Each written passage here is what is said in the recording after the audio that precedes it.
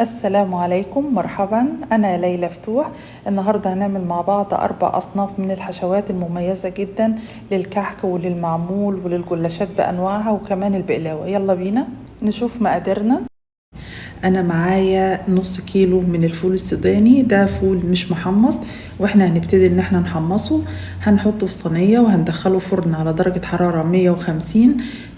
هنحطه في الرف الاوسط وهنشغل الفرن من تحت بس. مجرد ان الفول هيطلع نسبه من الزيت بتاعته هبتدي اولع له الشوايه من فوق، وهفضل ملاحظه واقلب فيه بالمعلقه لغايه ما ياخد اللون الذهبي الجميل ده الموحد زي ما حضرتك شايفه، لون ممتاز جدا. هبتدي دلوقتي اسيبه لغايه لما يبرد تماما، وهبتدي افرمه، بس هيبقى الفرم بتاعنا يبقى فرم ترددي زي ما حضرتك شايفه. هنشغل الميكسر ونبطله لغايه ما نفرمه لقطع صغيره. هنحاول كده نلاحظ الحجم بتاع القطع كبير نوعا ما، فانا هفرمه كمان فرمه بسيطه. برضو واقفل المكسر، لان انا لو فرمته فرم مستمر هيقلب معايا المعجون. زي ما حضرتك شايفة عبارة عن حبيبات، بس حبيبات صغيرة.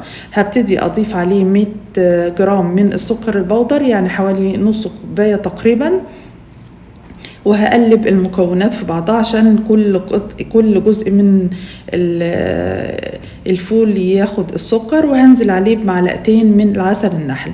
ممكن حضرتك تستخدمي السيرب التقيل بدل عسل النحل. وهنزل عليهم كمان بمعلقتين كبار من ماء الزهر او ماء الورد زي ما انت بتفضلي، يعني انا بفضل ماء الزهر اكتر.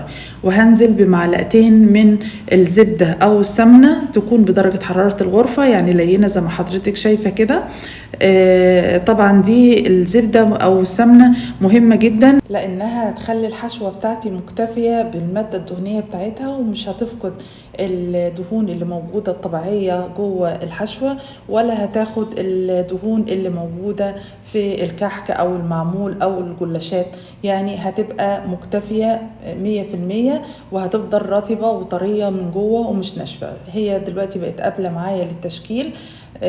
طبعا ينفع ان انا دلوقتي اشكلها بسهولة طالما بضغط عليها بتعمل منظر الكورة. يبقى كده حشوتنا انتهت. هبتدي اجيب ورق زبدة واحاول بقدر الامكان ان انا هفردها رولات لو انا عايزة اعمل بيها جلاشات او بقلاوة اصابع. لو انا عايزة احطها في بقلاوة او جلاشات شكل الكور او كحك او معمول، هعملها على شكل كور زي ما حضرتك شايفة عشان تبقى سلسة ويسرة معايا، واقدر ان انا اشكلها بسهولة. وزي ما انت شايفة حشوتنا بتاخد شكل اللي احنا بنعمله، وكده الحشوة بتاعتنا هتكون جاهزة وهتسهل عليا العمل. وبالطريقة دي الشغل بتاعنا بيبقى سهل، يعني الحشوة بتاعتنا بتبقى سهلة في الاستخدام زي ما حضرتك شايفة. هنبتدي دلوقتي نعمل حشوتين مميزين جدا بيستخدمهم دايما في عمل المعمول. وزي ما حضرتك شايفة المعمول بتاعنا الحشوة مظبوطة فيه، ما ظهرتش من الخارج، شكله منسق ومرتب. يلا بينا نشوف الحشوتين المميزين اللي احنا هنتكلم عنهم. انا معايا طبعا جوز اللي هو عين جمل، ومعايا عجوة، ومعايا كمان فستق. دي معجون العجوة. ومعايا كمان الفستق، فستق صحيح، وكمان فستق صنوبر لونه أخضر. أنا استخدمت نصين على أساس إن يديني زهوة عالية في اللون الأخضر. ومعايا طبعا العين الجمل، ومعايا كمان مجروش من اللوز، تكملة النص كيلو من كل واحدة نص كيلو. ومعايا طبعا عصا النشابة أو الشوبك، هنبتدي إن احنا نعمله.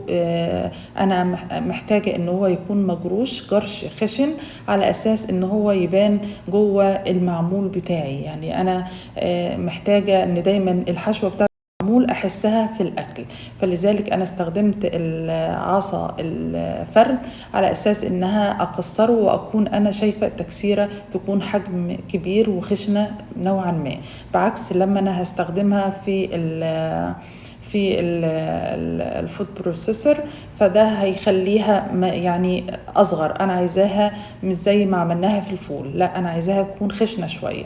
هنزل عليها بمعلقتين كبار برضو بنفس الطريقه وبنفس التكنيك اللي فات من العسل النحل، وكمان معلقتين كبار من ماء الزهر او ماء الورد. وطبعا هدعكم في بعض كويس قوي قبل ما اضيف الماده الدهنيه، لان انا لو ضفت الماده الدهنيه مش هيخليهم يدعكوا في بعض ويبقوا متماسكين. طبعا انا ضفت كمان معلقه من عسل النحل، لان في الخطوه دي انا ما ضفت السكر بودره. فحطيت معلقه كمان من العسل النحل بديل للسكر، معلقتين بديل للسكر البودره. تقدري حضرتك تستخدمي سكر بودره معلقتين بدل معلقه العسل النحل اللي انا حطيتها. وحطيت عليهم معلقتين السمنه. طبعا السمنه دي انا بحطها اخر حاجه، وبحطها عشان تبقى قابله للتشكيل، وفي نفس الوقت ما تخليش الحشوه تلتصق بايدي. زي ما حضرتك شايفه بقت قابله للتشكيل. هحطها في بوله وهغطيها لحين ان انا اشكلها. هبتدي دلوقتي اعمل برضو بنفس الطريقة حشوة الفستق. وانا اخترت زي ما قلنا جزئين من الفستق، لان انا حبيت اعزز الفستق الصحيح بلون اخضر زاهي اكتر، لان لونه ما كانش عاجبني قد كده يعني. فلذلك انا استخدمت نص صنوبر فستق ونص من الفستق الصحيح. تقدري تستخدميه كله فستق صحيح زي ما يريحك. هبتدي انزل عليهم بمعلقتين كبار من السكر البودر، وهقلب طبعا الخليط في بعضه عشان يمتزجوا. وهبتدي انزل برضو بنفس الطريقة معلقتين كبار من ماء الزهر او ماء الورد. هبتدي اقلب الخليط في بعضه بحيث ان هو يتشرب من بعضه قبل ما اضيف المادة الدهنية. هبتدي انزل كمان معلقتين من العسل النحل. تقدري تستخدمي سيرب تقيل بدل عسل النحل، يعني لو مش متوفر يعني عندك اوبشن مختلف. يعني تقدري تستخدمي عسل نحل، ممكن تستخدمي سكر، ممكن تستخدمي سكر عادي، مش لازم سكر بودر. يعني اللي يريحك، المتوفر معاكي او يسر بالنسبه لك. هنزل عليهم في النهايه بمعلقتين من السمنه او الزبده، وهدعكم في بعض كويس قوي. طبعا السمنه والزبده بتساعد ان انا اعرف اشكله وما يلزقش في ايدي. زي ما حضرتك شايفه ما عادش لازق في ايدي زي المره اللي فاتت، وفي نفس الوقت قابل للتشكيل. هبتدي اجهز الحشوه بتاعت المعمول. انا المره دي هعملها على شكل دايره. لو انا بعملها في معمول او كحك، فانا هعملها على شكل دوائر صغيرة. الدايرة دي وزنها 7.5 جرام، يعني بقد المعلقة الوسط من المعالق المعيارية. انا طبعا استخدمت المعالق المعيارية في العجين وكمان في الحشوة، لان لابد ان تكون الحشوة نص العجين. دي 7.5 جرام والعجين كان 15 جرام. زي ما حضرتك شايفة هنخلص كل الكمية بنفس الطريقة، وهبتدي ان انا اغلفه عشان ما ينشفش معايا لحين الاستخدام والتشكيل. ده كان حشوتين مميزين جدا، دايما بنستخدمهم في المعمول وفي الكحك. طعم رائع للغاية. يا ريت تجربيه وتقولي لي رأيك في الكومنتات ان شاء الله. هغلفهم لحين الاستخدام. هجيب طبعا قطعة العجين وهحط فيها الحشوة طبعا متماسكة ما بتفرطش معايا، وهبتدي اغلف عليها بالعجين بتاعي وهبتدي التشكيل. تقدري حضرتك تعملي كل الكمية بالشكل ده، وبعد كده تبتدي التشكيل. عملنا الفستق وعملنا عين الجمل. زي ما حضرتك شايفة منظر بديع وشكل لطيف وسهل جدا في التشكيل، والحشوة بتاعتنا ما بتظهرش من المعمول. هنبتدي دلوقتي نعمل حشوة التمر، طبعا للمنين او للكحك او للبسكوتات، اي حاجة انت بتحبي فيها تمر. حتى المعمول انا بستخدم فيه التمر، وحشوتي ما بغيرهاش ابدا لانها مميزة. انا معايا 2 باكت من معجون التمر، ممكن تستخدمي باكت واحد، نص باكت. هنزل عليهم بقرفة وهنزل عليهم بسمسم محمص. ومعايا كمان زبدة. هنستخدم الزبدة لان لابد من استخدامها، لان هتخلي التمر بتاعي رطب على طول وطري، وما ياخدش الدهون اللي موجودة في المنين بتاعي او في الكحك او في اي حاجة او في المعمول. هنزل بالمواد الجافة زي كل المواد، يعني مش لازم بالترتيب، لكن كل المواد فوق بعضها، وهقلبهم واعجنهم في بعض كويس قوي.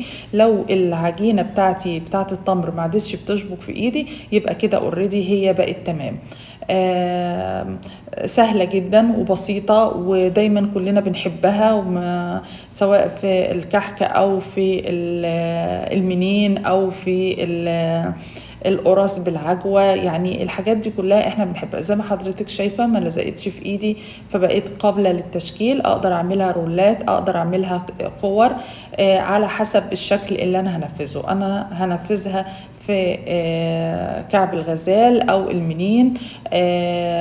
هبتدي احطها رولات طويلة وهلف عليها العجين، يا دوبك العجين يلف عليها لفة واحدة بس ويلحم معايا. ما بكترش العجين عشان احس بطعم الحشوة المميزة اللي انا حطيتها. وبكده تكون حشوتنا سهلة ويسرة، اقدر ان انا اعمل منها كميات كبيرة من المنين او الكحك. زي ما حضرتك شايفة منظر بسيط جدا، سهلة في التشكيل، طرية معايا، لكن من الحشوات المميزة اللي كلنا بنحبها. يا ريت النهارده يكون الفيديو بتاعنا عجبكم ونال اعجابكم، ويا ريت ما تنسونيش في الدعاء في صالح اعمالكم في الشهر الفضيل ليا والام الغاليه بالرحمه والمغفره. اكون سعيده جدا وممنونه، واسيبكم في رعايه الله.